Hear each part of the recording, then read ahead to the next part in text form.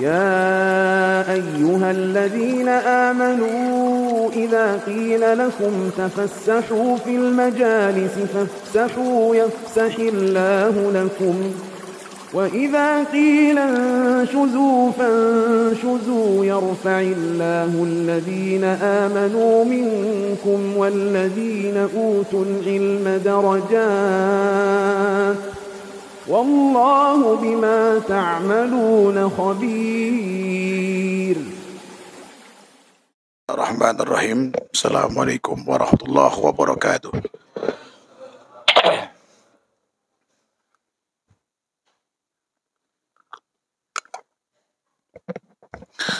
Bismillah. Wassalatu wassalamu ala Rasulillah wa ala alihi wa sahbihi wa mawala ma ba'd. Sebelumnya mohon maaf, tadi ini lupa sebenarnya saya. Karena dari tadi malam itu kurang istirahat, pagi langsung kajian. Tadi malam itu ngurusin ada 2 santri ketabrak. Baru selesai hampir jam 3 malam tuh. Seperti itu, gak puguh. Tidur sebentar habis subuh, langsung tancap kajian. Pas ngantar anak beli pulpen, Mas Adi WA, Ustaz kajian saya nggak bisa, saya lagi izin keluar, ada kajian, segera ke sini. Jadi saya nggak bawa materinya, nggak bawa HP, nggak ada persiapan. Lupa, ya manusia. Padahal usianya baru 50-an tahun, walaupun selera masih 17 tahun. Taib. Untuk sementara ini mohon maaf, karena saya nggak bawa materinya, HP-nya juga saya bawa. Saya akan bahas tentang, ini karena masih bulan Rajab ya, saya akan bahas tentang surah At-Taubah ayat 36, masih kaitan dengan tafsir juga.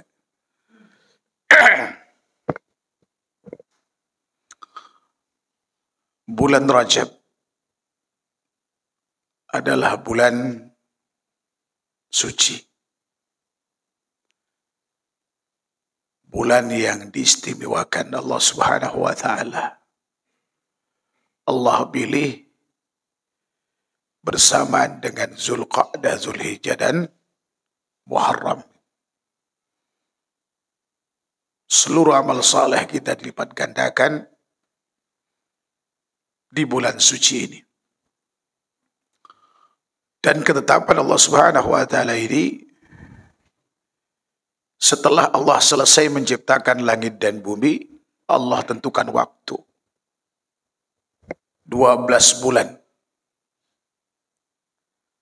dalam setahun, dan Allah pilih 4 bulan sebagai bulan suci.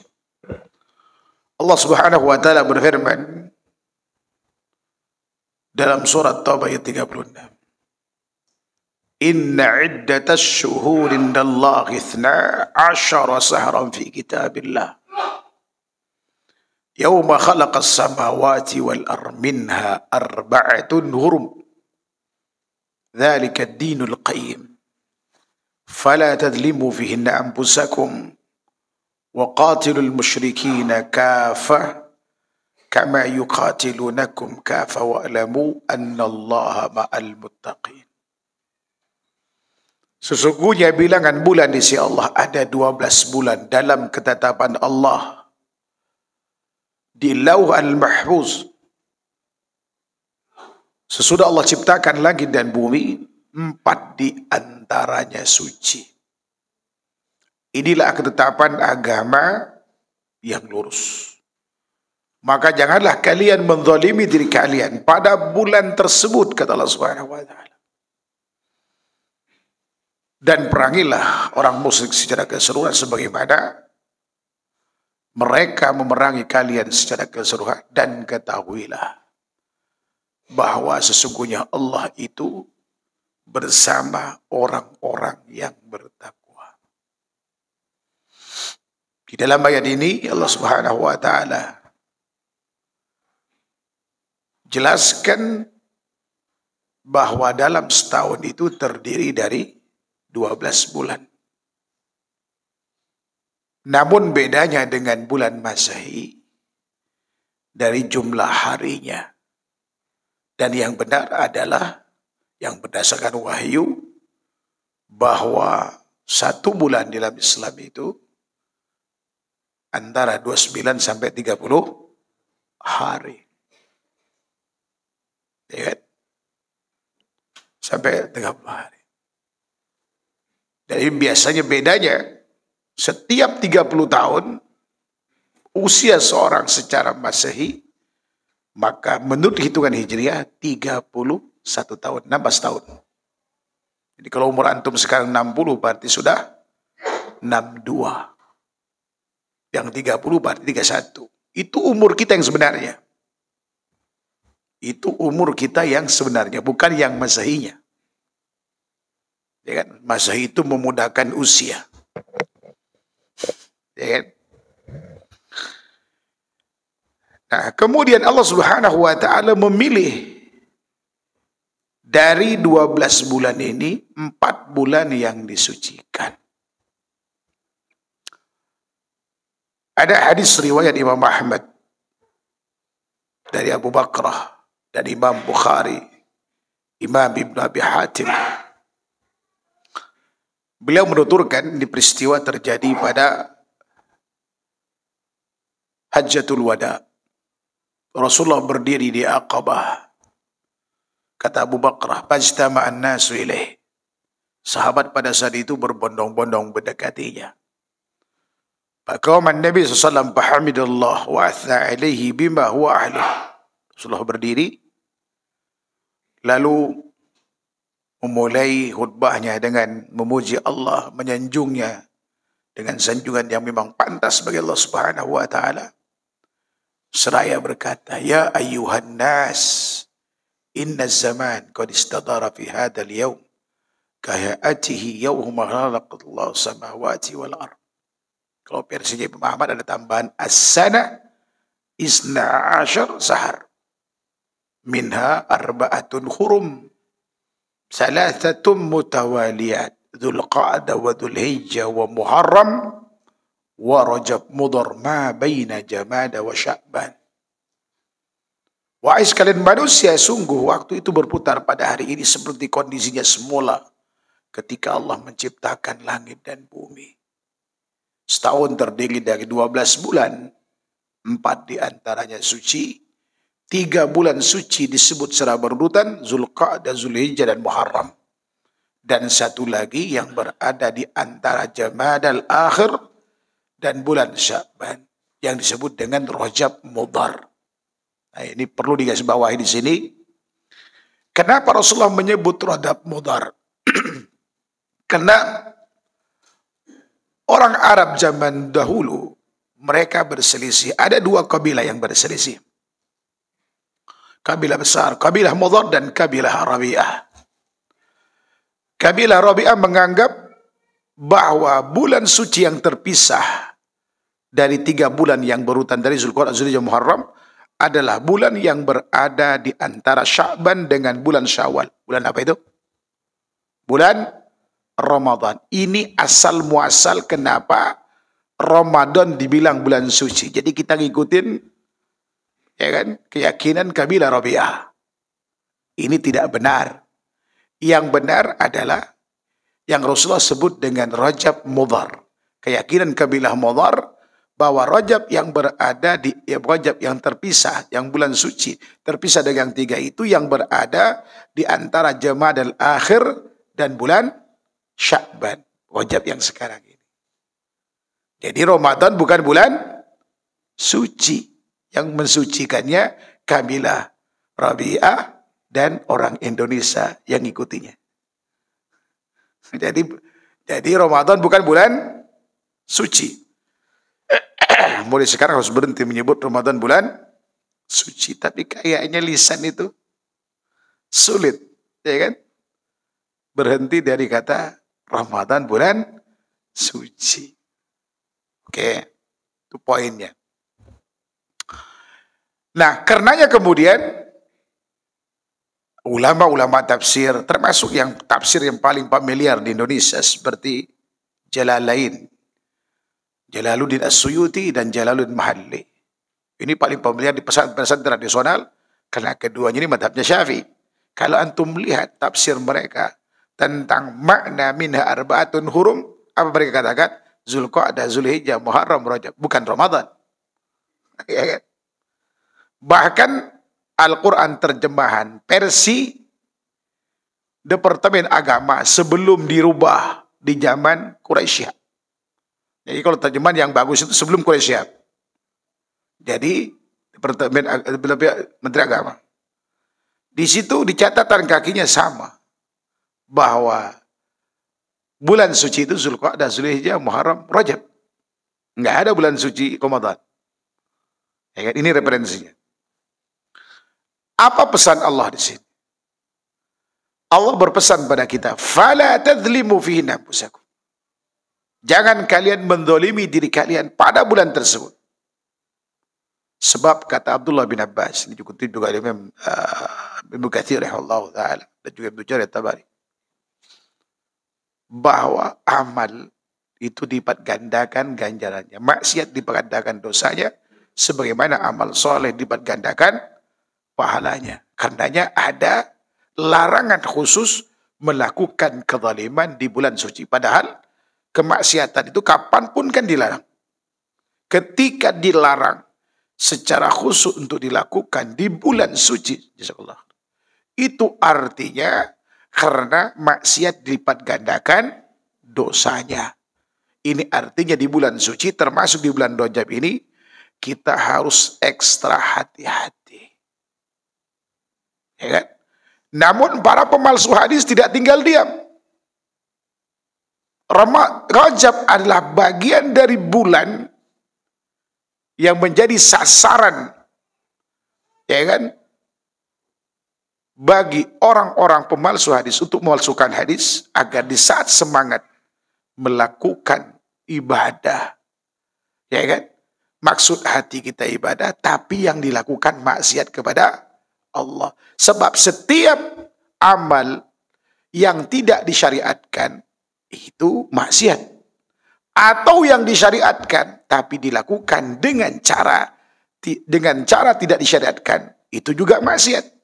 Berarti yang didapatkan bukan pahala berlipat ganda, tetapi justru dosa yang didapatkan. Pertanyaannya, apakah ada amal khusus di bulan Rajab ini? Kita nggak usah capek-capek, cukup penelitian yang dilakukan Ibnu Rajab Hambali dan Imam Nawawi. Setelah dia telusuri seluruh riwayat hadis terkait dengan keistimewaan awal khusus di bulan Rajab, menyimpulkan bahwa tidak ada satu hadis pun yang benar penisbatannya kepada Rasulullah SAW terkait dengan ibadah khusus di bulan Rajab. Pertanyaannya, lalu kenapa? Ya kan? Orang meyakini malam pertama Rajab malam istimewa. Ketika masuk pertama Rajab berdoa, Allahumma barik lana fi Rajab wa Sya'ban wa balikna Ramadan. Di malam Jumat pertama sebagian ada yang sholat raghaib. Di hari pertama di siang harinya puasa secara berurutan. Ada yang 8 hari, 7 hari, 10 hari, 15 hari. Dari mana asal muasal ini semua? Bahkan diperintahkan untuk banyak istighfar. Ya kan? Kemudian puasa di 3 hari terakhir termasuk kemudian Qiyamul Lail. Walaupun ini tidak familiar di Indonesia. Yang familiarnya hanya peringatan peristiwa Isra dan Mi'raj. Semua ini tidak ada yang disyariatkan. Karena semua hadisnya batil. Sebagaimana kesimpulan Imam Ibnu Rajab Hambali tadi. Kalau mau diturunkan, ayo satu-satu kita turunkan. Pertama, kan mulai dari malam ya. Berarti keistimewaan malam pertama Rajab. Termasuk 1 dari 5 malam yang mustajab doa. Ada hadisnya, tapi palsu dan dhaif syadid. Riwayat Imam Dailami, Ibnu Asakir, dari Abu Malbahili. Kemudian ada hadis dari Imam Baihaqi. Kemudian Abdul Razak San'ani dari Ibnu Umar. Redaksi hadisnya sama dan semakna. Khamsu layalin la turad fihinna da'u. Ada 5 malam yang tertolak padanya, yang tidak ditolak padanya doa. Artinya dikabulkan. Awwalu lailatin min Rajab. Malam pertama Rajab. Wa lailatun nisfi min Sya'ban. Malam nisfu Sya'ban. Masya Allah ya. Kemudian malam Jumat. Malam Idul Fitri. Dan malam Idul Adha. Ada 5 malam. Ada 5 malam. Nah, hadis riwayat Imam Ibnu Asakir palsu. Di dalam sanadnya terdapat seorang bernama Abu Sa'id Bandar bin Omar. Kata Abdul Aziz Al-Akhbasi, ini dikutip juga Ibnu Asakir dalam Tarikh Damaskus, pernah saya baca, bahwa Abdul Aziz Al-Akhbasi yang tahu Abu Sa'id Bandar bin Omar ini, ketika banyak orang mengambil hadis darinya, ada orang ingin mengambil hadis darinya, Abdul Aziz berkata kepadanya, la ta'khud minhu fa innahu kadzdzab. Jangan kau mengambil hadis dari orang ini karena dia pendusta. Ternyata gurunya Ibrahim bin Abi Yahya juga sama, yang darinya Imam Ad-Dailami mengambil hadis ini. Dia dituduh berdusta oleh para ulama. Karenanya hadis ini palsu. Adapun riwayat Imam Baihaqi dan Abdul Razak San'ani, masalahnya ada pada penutur pertama kepada Abdul Razak San'ani. Karena Imam Abdul Razak San'ani ketika menyampaikan hadis ini, bisa baca dalam musannafnya, dia mengatakan, haddatsani man sami al-Bailaman anil Bailaman an abihi an ibni Umar.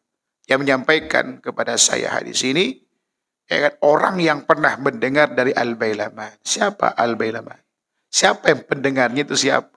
Ini menunjukkan bahwa orang ini tidak familiar. Padahal seorang Abdul Razak San'ani orang yang sangat hati-hati. Dia pernah mengambil hadis dengan Imam Ahmad berjalan kaki ke Yaman. Hanya untuk satu hadis, dan itu belum tentu hadisnya benar. Artinya termasuk orang hati-hati. Tapi ketika dia menuturkan dengan tidak menyebut nama, bahwa orang ini tidak familiar. Termasuk al-Bailamannya, termasuk kemudian ayahnya. Siapa orang itu? Ada 3 perawi dalam sanad hadis ini tidak dikenal. Nah, kebiasaan Imam Ahmad biasanya, ya, saya beberapa kali berinteraksi dengan hadis-hadis Imam Ahmad, ketika di dalam sanadnya itu lebih dari 3 orang, tidak dikenal biografinya, beliau katakan bahwa hadis ini saya yakin adalah dusta atas nama Rasulullah SAW. Jadi hadisnya nggak benar, ya kan? Nah, kemudian doa Allahumma barik lana fi Rajab wa Sya'ban wa balikna Ramadan dari Imam Ahmad, Imam Baihaqi, sehingga saya juga Al-Bazzar, dari sahabat mulia Anas bin Malik. Beliau berkata, kana Nabi SAW idza dakhala Rajab yaqul Allahumma barik lana fi Rajab wa Sya'ban wa balikna Ramadan. Dulu Rasulullah ketika masuk bulan Rajab, beliau membaca doa itu. Secara konten bagus kan. Tapi kalau ini dinisbahkan Rasulullah SAW, tergantung kualitas. Nah, dan kualitas hadis ini disimpulkan adalah doib syadid. Doib yang sangat lemah. Lemah yang sangat gitu. Sebabnya ada seorang bernama Zaidah bin Abi Raqqad. Ya, Zaidah bin Abi Raqqad. Imam Bukhari mengatakan dia mungkarul hadis, Nasai mengatakan mungkarul hadis. Mungkarul hadis itu disebabkan 1 dari 3 sebab. Bisa kena pendusta, bisa kena dituduh berdusta, bisa karena hafalan yang sangat buruk. Nah, tinggal kita identifikasi. Dari 3 ini masuk yang mana seorang Zaidah ini. Kalau kita lihat, ya kan, kalau kita lihat pernyataan Ibnu Hibban, itu bisa baca dalam Ats-Tsiqat, ada 1 jilid kitab yang menghimpun data orang-orang yang diduga bisa diterima hadis dari orang yang dimuat di dalam biografinya dalam kitab ini. Dia menyebutnya yukhti, artinya pribadinya orang ini baik, adil. Adil itu muslim, akil, balik, tidak cacat secara agama, tidak cacat secara moral. Orang disebut adil. Dia thiqah orang ini. Tetapi persoalannya adalah yukhti. Ini cenderung, ya kan, ada masalah dengan hafalan. Nah, karenanya kemudian dia telusuri kembali seluruh riwayat Zaidah bin Abi Raqqad ini. Dari Zayyad bin Abdullah Numairi dari Anas. Dia simpulkan semua hadis mungkar. La yusbihu hadits ats-tsiqat. enggak mirip dengan hadisnya orang yang thiqah. Lalu beliau ambil kesimpulan dan sikap. Apa kata beliau? La yajuzul ihtijaju bi. Tidak boleh berhujjah dengannya. Nah, ini yang menguatkan kita bahwa dikatakan mungkarul hadis oleh Imam Bukhari karena hafalan sangat buruk. Kemudian juga data menyatakan seperti yang katakan oleh Abu Hatim Ar-Razi. Sekelas Abu Hatim Ar-Razi masih menerima riwayat zaidah ini. Kata beliau, namun yuktab hadithu wa la yuhtajju bi. Boleh dicatat hadisnya, namun tidak boleh dijadikan hujjah. Nah, ketika beliau masih menerima hadisnya, ini artinya bahwa mungkarul hadis, label yang diberikan oleh Imam Bukhari Nasa'i pada Zaidah bin Abi Raqat bukan kena pendusta, bukan kena dituduh berdusta. Sebab ulama sepakat tidak boleh meriwayatkan hadis palsu, ya kan gitu, kecuali menyebutkan kepalsuannya. Ini suruh dicatat dan tidak boleh dijadikan hujah, kata beliau. Ya kan? Nah, dengan demikian bahwa hadis ini dhaif syadid. Bagaimana sikap kita? Ya kan? Bagaimana sikap ulama terhadap hadis dhaif dengan jenis ini? Apakah bisa diamalkan atau tidak? Jawabannya tidak.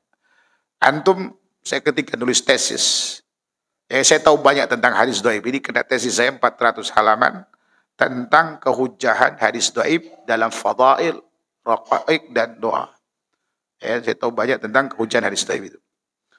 Imam As-Sakhawi dalam kitab Al-Qaulul Badi' fi Shalat al-Syafi'i, dia mengatakan guru kami yang dimaksud Ibnu Hajar mengulang-ulang dalam majelisnya bahwasanya, kata beliau, ulama telah bersepakat, ya kan, bahwa hadis dhaif sadid itu mutlak tidak boleh diamalkan.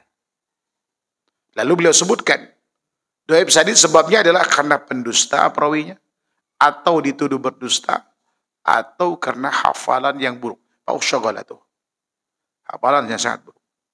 Nah, dengan demikian berarti ini tidak boleh diamalkan. Kalau diamalkan, konsekuensinya perbuatan kita termasuk bid'ah, dan itu maksiat. Termasuk sholat raghaib. Siapa yang tahu sholat raghaib? Ada yang tahu? Alhamdulillah antum enggak tahu. Karena kalau tahu kan diamalkan. 12 rakaat dilakukan di malam Jumat pertama Rajab, malam nisfu Sya'ban. Ya kan? 12 rakaat, 2 kali salam, 2 rakaat salam, 2 salam. Setiap rakaatnya baca Al-Fatihah sekali. Al-Qadar 3 kali. Al-Ikhlas 12 kali. Belepotan antum. Bayangkan, 1 rakaat berarti 2 rakaat berarti 24 kan. Kali 6. Setelah itu baca sholawat berapa itu? Ada yang 70 kali. Ya kan? Bagaimana hadisnya? Hadis dari Imam Baihaqi, Ahmad, itu palsu.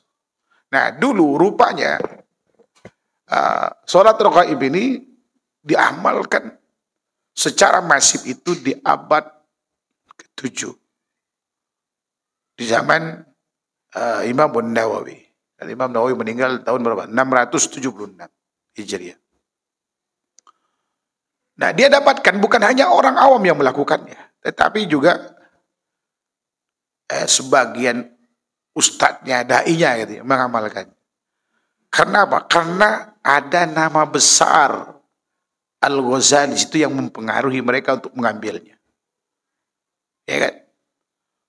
Hadis terkait dengan sholat raghaib dimuat banyak dalam 2 kitab Al-Ghazali, Qutil Qulub dan Ihya Ulumuddin.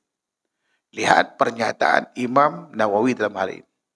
Sangat keras. Apa dia berkata? Ammas shalah bainal maghribi wal isya fi awwali lailatil jum'ati min Rajab wa lailatin nisfi min Sya'ban fahatani salatani bid'atani munkaratan fala taktar bidzikrihima fi kitabai Qutil Qulub wa Ihya Ulumuddin fal hadisu bima kulluha batilun. Adapun salat yang dilakukan antara maghrib dan isya di malam Jumat pertama Rajab, malam nisfu Sya'ban, kedua salat tersebut adalah bid'ah mungkarah.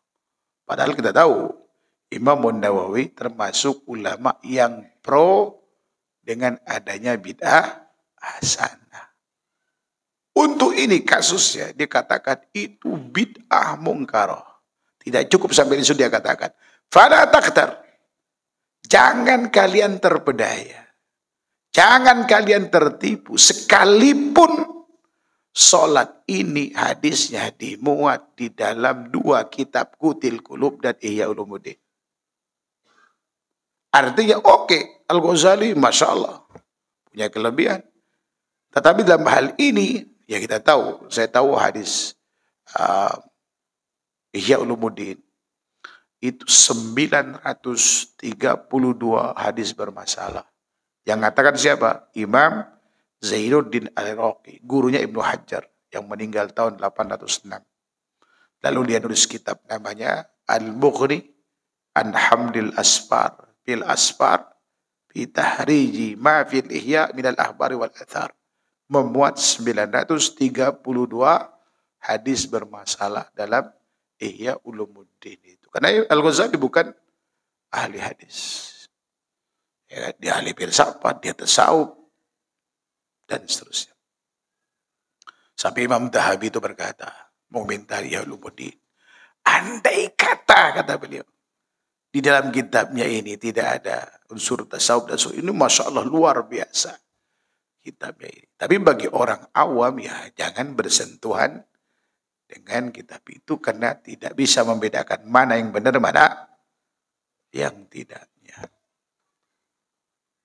Jadi sholat ini nggak boleh diamalkan. Kalau diamalkan berarti maksiat. Apalagi puasa. Pertanyaannya, adakah puasa di bulan Rajab? Ada nggak? Hah? Ayo. Enggak. Gimana? Ada nggak puasa di bulan Rajab? Hah? Ada. Puasa apa? Hah? Coba siapa yang mau jawab? Kalau semuanya enggak. Puasa Senin? Secara khusus di bulan Rajab? Enggak. Kalau gitu enggak ada puasa khusus.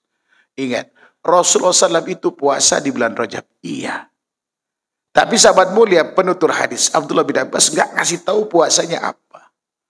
Sa'id bin Jubair ketika bertanya sama beliau dalam Muslim, juga Abu Awana, Imam Ahmad, apa kata beliau? Kana Nabi sallallahu alaihi wasallam yasumu hatta naqula la yubtir wa yubtiru hatta naqula la yasum. Dulu Rasulullah puasa di bulan Rajab ini. Saking seringnya sampai kami duga beliau tidak meninggalkannya. Ya kan? Dan terkadang beliau tidak berpuasa saking jarangnya sampai kami duga beliau tidak melakukannya. Kadang banyak, kadang sedikit. Puasa apa yang dimaksud?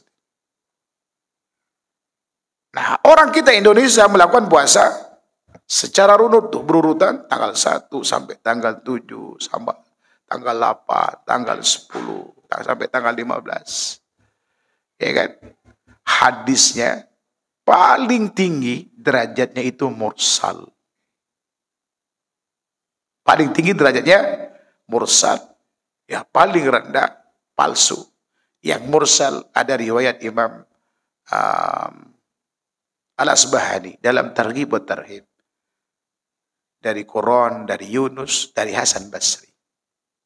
Dia berkata bahwa Rasulullah pernah bersabda, Man soma yauman min Rajab adala lahu bisiyami sanatain. Wa man soma nisba minhu adala lahu bisiyami 30 sana. Rajab syahrullah, Sya'ban syahri, wa Ramadan syahr ummati. Ya. Rasulullah SAW bersabda, barang siapa yang puasa sehari di bulan Rajab, maka puasanya itu senilai dengan puasa 2 tahun. Berarti kalau 2 hari, 4 tahun dong. Nah, yang puasa 15 hari dari bulan Rajab sama dengan 30 tahun. Rajab bulan Allah. Sya'ban bulanku, Ramadan bulan umatku. Hadis ini dhaif. Memang tidak terlalu syadid. Ya kan? Karena terputus sanadnya di tingkatan sahabat. Ini mursal. Ya, mursal itu masa kata min asli sanadihi rawin, yaitu antara suatu hadis yang hilang rawinya di pangkalnya.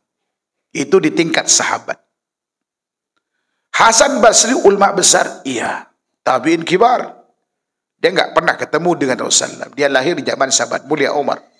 Jangankan dengan Rasulullah, dengan Abu Bakar aja enggak ketemu beliau. Tapi dia ulama kibar. Meninggal tahun berapa itu? 110 Hijriah beliau meninggal.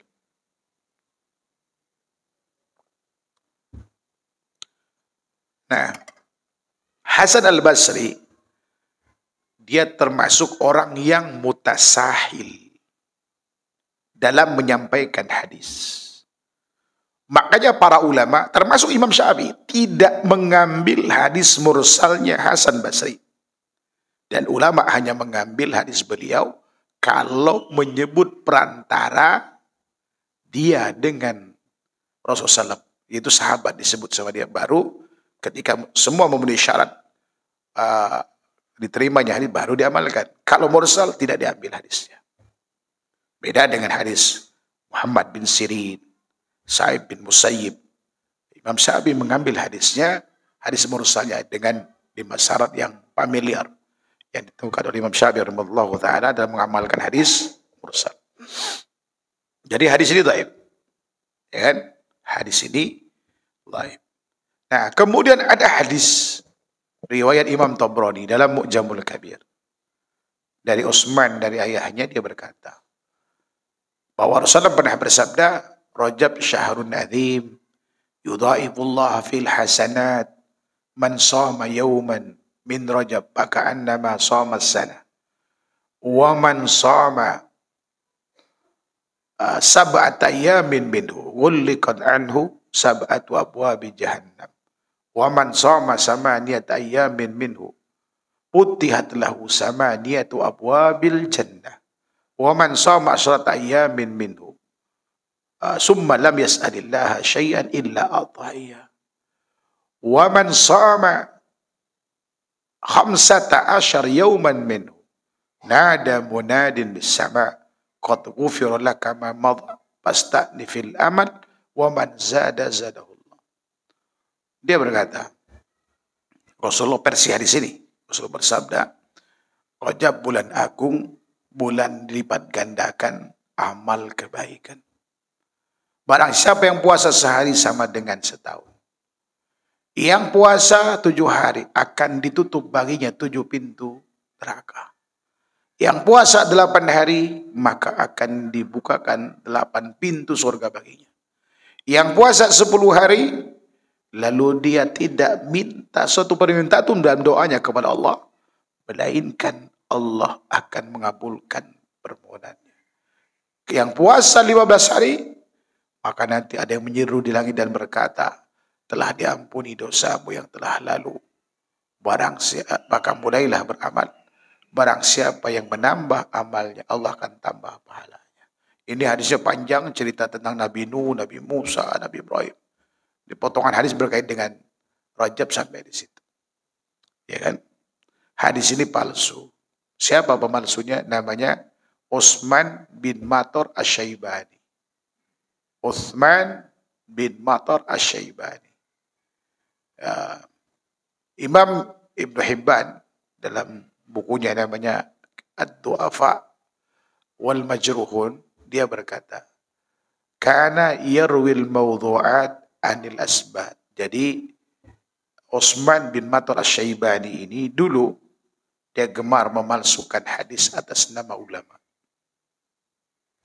Ya kan, atas nama ulama. Karenanya hadis ini palsu. Nah, sejatinya puasa 7 hari, 8 hari, 10, 15 ini ada. 7, 8 hari itu adalah puasa Senin Kamis, tergantung bilangan harinya 29 hari atau 30 hari. Yang 10 hari adalah pernah Rasul pesankan pada sahabat mulia Abdullah bin Amr bin As. Sum yauman wa abtir yaumain. Lakukanlah puasa sehari, tinggalkan sehari. Ini riwayat Imam Bukhari. Ya kalau dalam 1 bulan, sehari puasa, 2 hari tidak, berarti kan 10 hari itu. Ya, tapi nggak boleh dilakukan secara berurutan dari tanggal 1 sampai tanggal 10. Termasuk tanggal 1 sampai tanggal 7, 1 sampai tanggal 8. Karena yang dimaksud puasa Senin Kamis. Ya kan? Termasuk puasa 15 hari. Bukan dari tanggal 1 sampai tanggal 15. Tapi yang dimaksud adalah puasa apa? Puasa Daud. Bukan puasa Abu Daud. Puasa Daud. Nabiullah Daud alaihissalam. Dan ada puasa 20 hari. Puasa apa itu? Ada yang tahu? Puasa yang pernah ditanya oleh sahabat mulia Umar. Ini dalam riwayat Bukhari, Muslim. Kepada Rasulullah. Ya Rasulullah. Kaifa biman yatiku.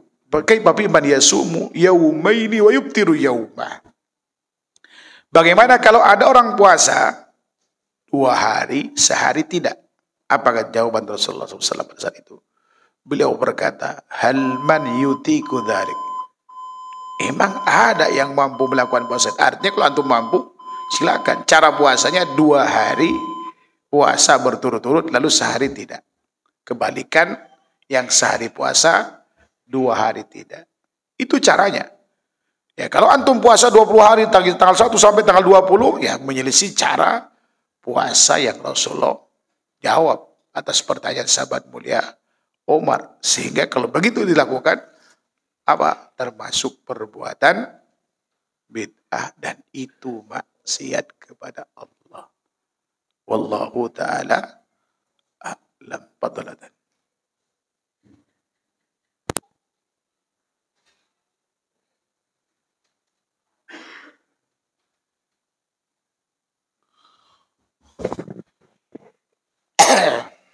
Baik, kalau ada pertanyaan silakan.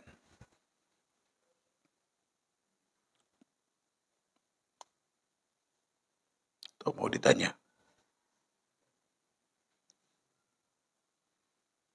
Pertanyaan bebas, boleh sebut Rajab atau yang lainnya.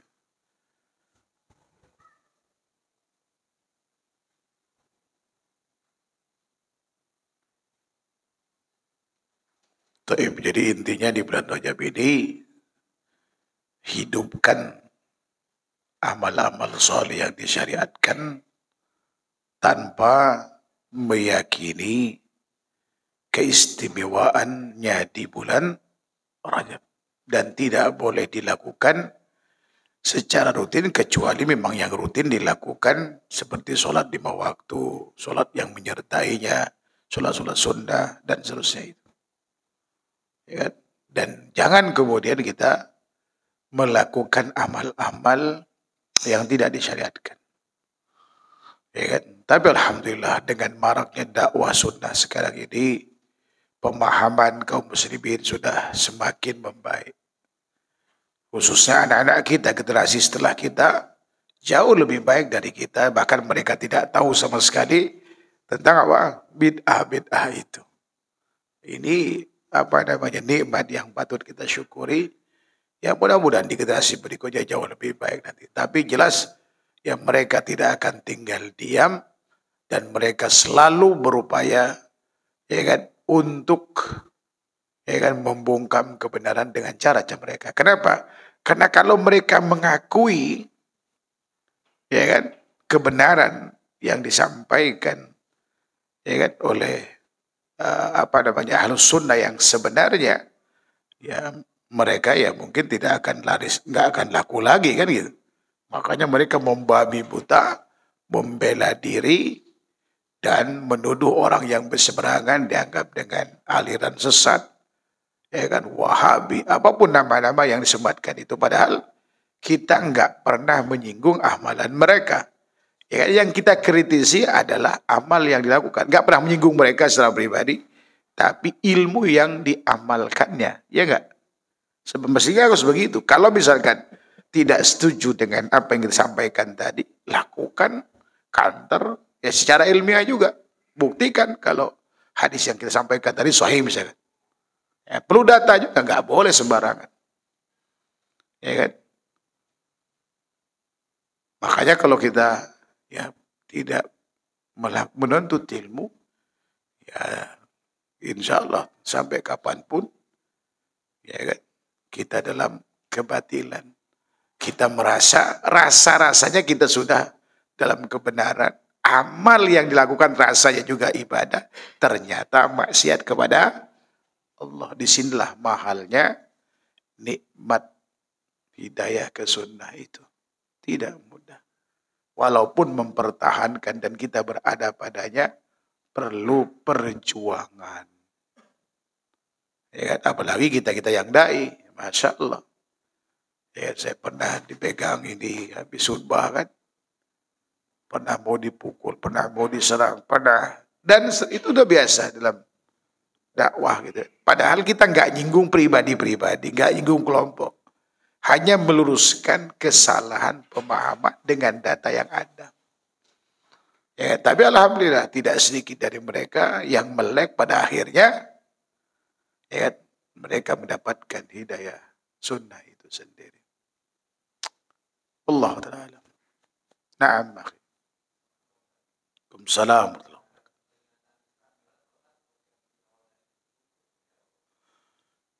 Sekarang saya kasih tugas sama antum. Antum cari data, kitab, apapun, atau tanya kepada yang melakukan. Ya kan? Apakah betul peristiwa Isra dan Mi'raj itu terjadi pada tanggal 27 Rajab? Itu pertanyaan pertama. Buktikan ke saya.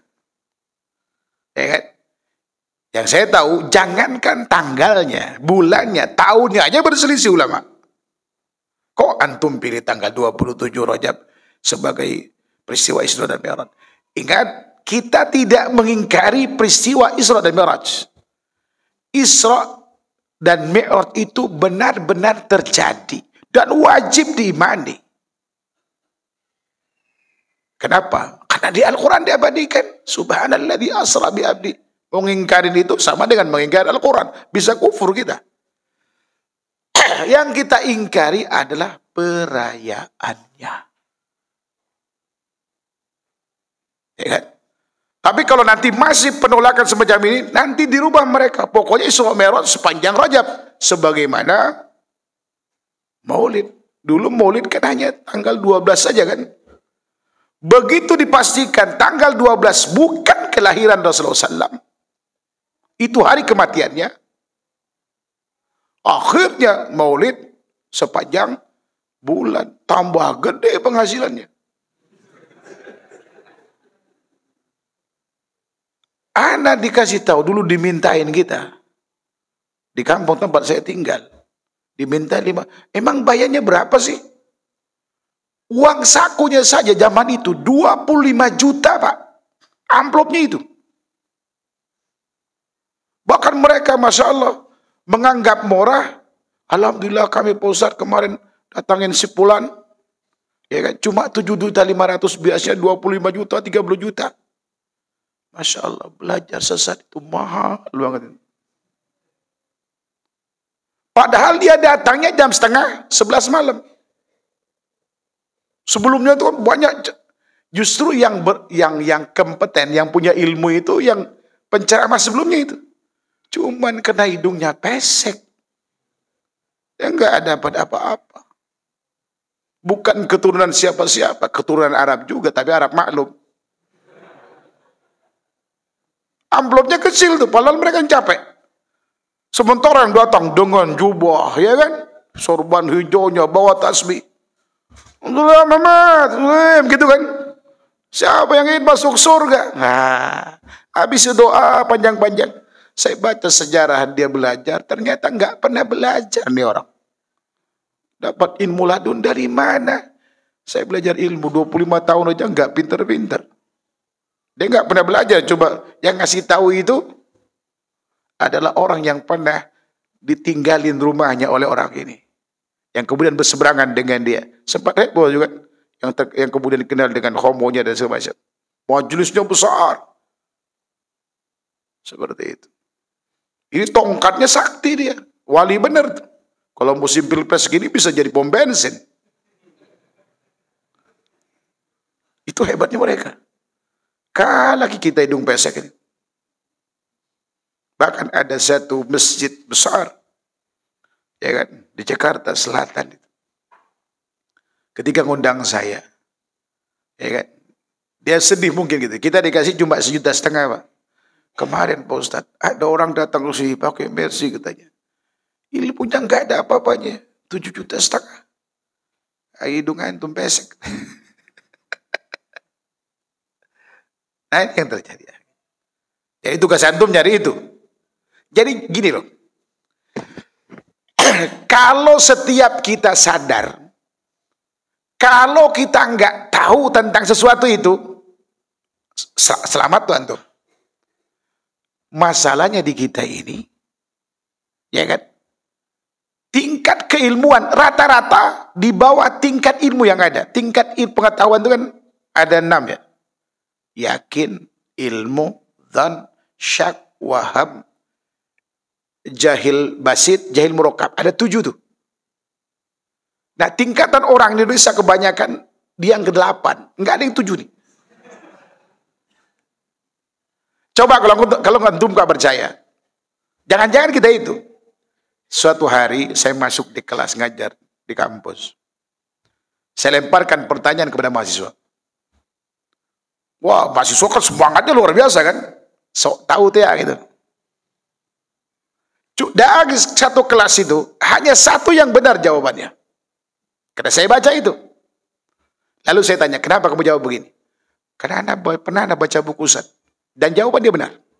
Saya tanya satu-satu alasannya. Kan. Nah ini.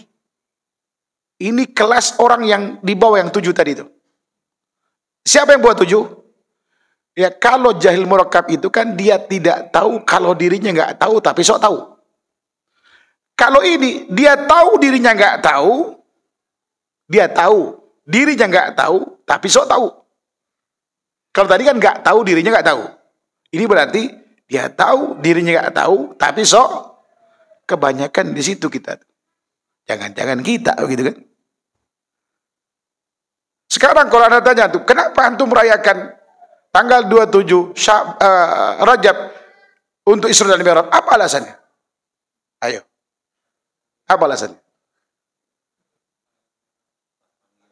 Hah? Nah ini yang jadi masalah kan? Tapi kalau dikasih tahu ini parah lagi, malah nuduh kita itu sesat. Ini kan aneh. Padahal cuma kita ngasih tahu. Jadi orang Indonesia itu Masya Allah. Kalau dikasih tahu, begitu mahasiswa saya gituin, sampai sekarang mereka nggak berani kalau apa, sok tahu lagi. Akhirnya mereka baca. Jadi kalau setiap kita ada informasi tentang sesuatu, lalu kita cari. Saya dulu ngumpulin hadis tentang Rajab. Ini kesannya kan sederhana ya. 1 jam selesai. Padahal itu berbulan-bulan Pak. Satu hadis bisa 1 bulan tuh. Ngumpulin, nurunin segala macam gitu. Belum lagi kemudian mencari kualitasnya. Karena ini materi udah lama. Jadi udah di luar kepala. Dari 2007. Materi ini. Ya kan? Jadi itu tidak segampang yang kita ini kan. Nah, kalau ada orang membantahnya, ya saya yakin dengan ilmu yang saya tahu kan, karena saya baca, saya teliti, kan gitu. Kan nggak mungkin, oh itu nggak benar. Pernah di masjid juga di Jakarta Selatan, TKM-nya saya bilang ini ngerjain saya. Dibilang ngerjain itu nggak dikasih tahu kalau ternyata Jumat sebelumnya itu nerangin tentang keistimewaan Rajab. Jumat berikutnya saya suruh mengkantar, cuman nggak dibilang mengkantar. Ustadz bisa nggak tema Jumat ini bahas tentang hadis-hadis bulan Rajab? Saya tahu di situ belum nyunah semua. Emang nggak masalah Pak? Nggak apa-apa katanya. Tenang aja kita kan khutbah. Begitu habis sholat 2 orang datang marah-marah ke saya. Jangan paling benar kamu, dia bilang gitu. Hah? Ini siapa orang ini? Jadi bisikin sama marbot. Itu Kiai Ustadz, kemarin khutbahnya masalahnya tentang itu. Kok nggak dikasih tahu sama antum? Habis saya dimaki-maki sama dia. Dalam hati saya yang penting nggak mukul kan. Oh, kalau dia mukul urusannya lain. Ya, kita pecahkan kepalanya itu. Begitu saya bilang, udah gini aja Pak, saya mohon maaf, saya bilang. Saya alhamdulillah masih ingat apa yang saya sampaikan tadi. Karena biasanya saya nggak pernah pakai, selama ada khutbah itu nggak pernah pakai apa itu teks itu. Kenapa pakai teks? Biasanya kemana-mana itu. Nggak fokus. Ya udah kita nggak pakai teks. Saya masih ingat saya bilang gitu. Udah gini aja. Pak, tolong antar. Ini ke DKM sama Marbon. Tolong dampingin saya. Saya mau main ke rumah Pak Kiai ini sama Pak Ustadz ini.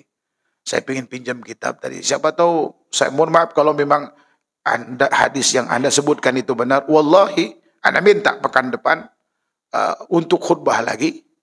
Anda mau katakan sebaliknya apa yang saya katakan tadi. Apa kata dia? Pak Ustadz, udah nggak usah ke rumah kita, Pak Ustadz. Nggak usah ke rumah kita. Kita minta alamat antum aja dan minta nomor HP-nya. Insya Allah kita main. Sampai sekarang dari 2010 tuh. Nggak ada yang datang. Karena saya yakin dia nggak ada kitabnya itu. Saya 2 kali ngalamin yang beginian. Ya kan? Karena dia ada jamaahnya, main nunjuk-nunjuk. Kitab itu banyak Pak Ustadz. Itu kajian di Depok dulu. Waktu habis maghrib. Kitab itu, iya makanya Anda minta ke antum. Kalau memang betul, alhamdulillah. Wallahi kalau memang hadis itu kait dengan kunut tuh. Kalau hadis saya, Anda amalin. Anda mau kunut. Tapi karena udah sepakat, ya kan pertemuan gak ada kunut. Ya jangan kunut sampai antum buktikan. Antum kaji juga, saya pengen lihat. Habis Isya, ya kan, sama DKM-nya, di depan masjid. Pak, boleh nggak ke rumah antum? Mau apa katanya? Saya mau minjam kitab antum yang antum sebut tadi. Oh gini Pak Ustadz, mohon maaf katanya. Saya dapat warisan kitab itu 106 dari kakek saya. Nah, 100 terbakar. Wallahi dia katakan itu. Tinggal 6. Yang 6 pun dipinjam orang. Oh jadi di rumah antum sekarang nggak ada kitab. Ya saya percaya nggak apa-apa. Jadi saya nggak jadi ke rumah antum. Tapi tolong Anda bilang gitu. Antum jangan ngusik masjid ini lagi sampai antum bisa membuktikan kalau hadis tentang kunut yang 9 yang saya sampaikan itu sahih. Ya kan? Dia mobilisasi massa itu. Diadakan pemilihan paksa. Voting, kalah kita semua. Disingkirkan, hampir berantem tuh. Hampir berantem. Ya kan? Ada bilang udah kalau itu mundur, saya nggak mau. Tapi alhamdulillah setelah itu ada pemilihan lagi, menang lagi sampai sekarang. Masjid itu lah, Ustaz Badru pun ngisi di situ sekarang. Dulu babak belur gitu itu. Nah, ini yang terjadi. Bukan kita nggak merebut masjid, enggak. Ya kan?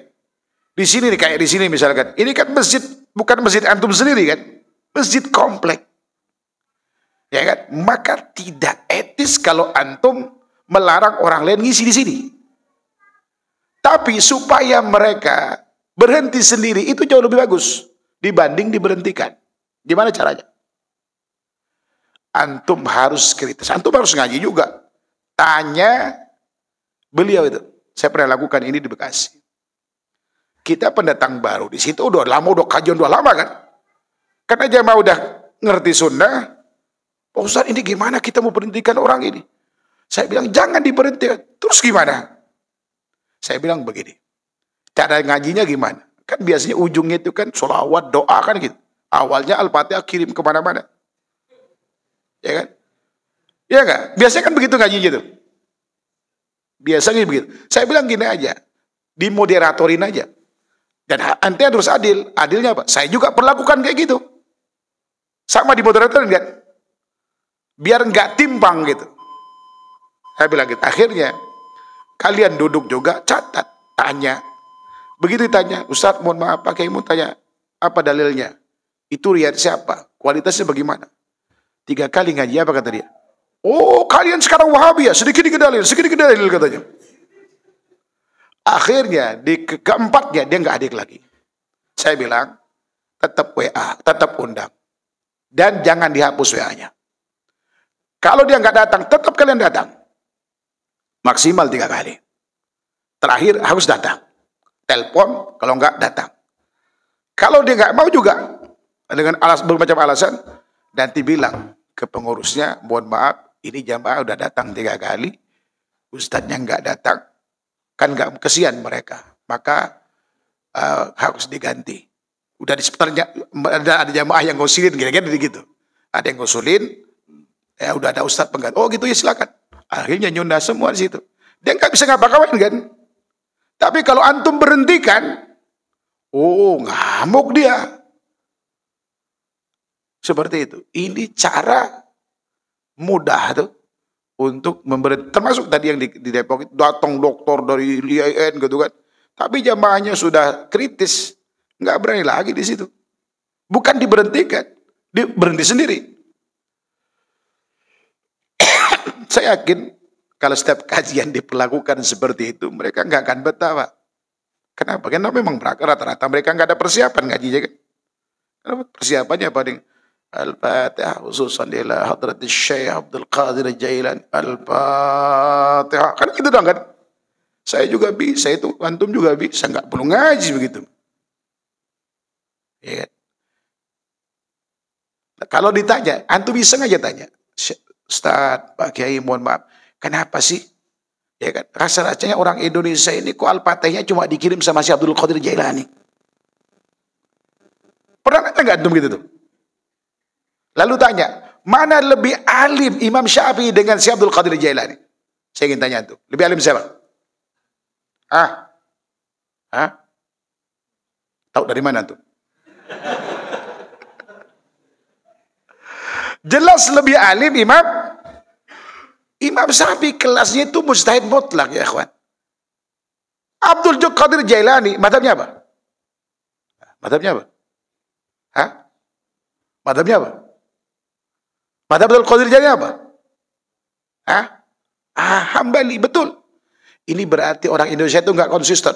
Kita apa-apa kan madhab Syafi'i, madhab Syafi'i. Giliran Al-Fatihah bukan untuk madhab Syafi'i, tapi dikirim ke madhab Hambali. Siapa Abdul Qadir Jailani ini? Abdul Qadir Jailani bukan siapa-siapa dalam madhab Syafi'i sebetulnya. Itu madhab Hambali. Artinya, level jauh di bawah Imam Syafi'i. Bukan mujtahid mutlak, bukan mujtahid madhab, bukan murji madhab. Dia ulama biasa. Gitu kan? Levelnya jauh.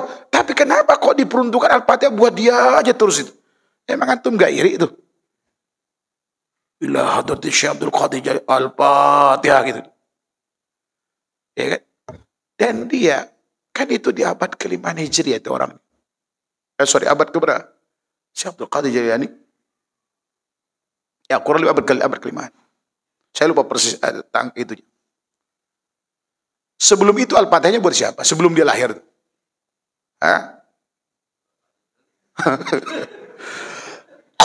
Sampai sekarang cicitnya aja sampai ke Indonesia dicium kan? Kan ada itu di video. Bagaimana sorbannya luar biasa. Ya Allah ya Rabbi. Bukan berarti kita merendahkan beliau. Saya baca buku hitam putih Syekh Abdul Qadir Jailani. Seri disertasi. Saya punya kitab. Beliau akidahnya benar. Siapa ke versi beliau? Di dalam kitab Qudda, saya ingat saya. Versi beliau yang disebut dengan Ahlus Sunnah wal Jamaah itu siapa? Ahlul Hadis. Guru beliau yang sufi cuma satu, Syekh Ilyas namanya. Dia akidahnya benar. Yang masalah itu muridnya. Murid-murid. Bukan dianya. Dia nggak pernah minta kirim Al-Fatihah, nggak pernah. Indonesia terlalu baik. Ya kan? Ya kalau mau kalau ditanya kirim Al-Fatihah nyampe apa enggak? Nyampe enggak kurang mati? Ya tapi ada ustadz yang lucu itu bilang apa? Tanya balik dia katanya. Balik enggak ke Al-Fatihah? Setelah dikirim balik enggak? Kalau enggak balik pada nyampe dong katanya.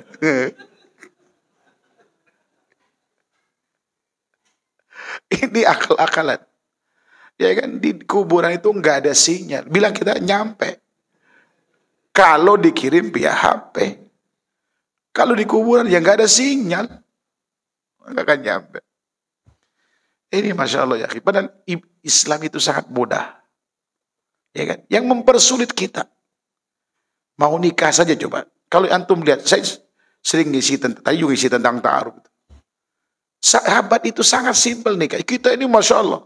Sangat susah sekali kan. Ritual itu macam-macam. Dipersulit oleh apa? Bid'ah. Ya sunnah itu mempermudah, bid'ah mempersulit. Tapi orang senang yang sulit-sulit itu. Kenapa? Duitnya lebih gede masalahnya. Tapi wallahu ta'ala. Wassallallahu Muhammad wa ala alihi wasallam. Subhanakallahumma wa bihamdika asyhadu an la ilaha illa anta astaghfiruka wa atubu ilaik. Assalamualaikum warahmatullahi wabarakatuh.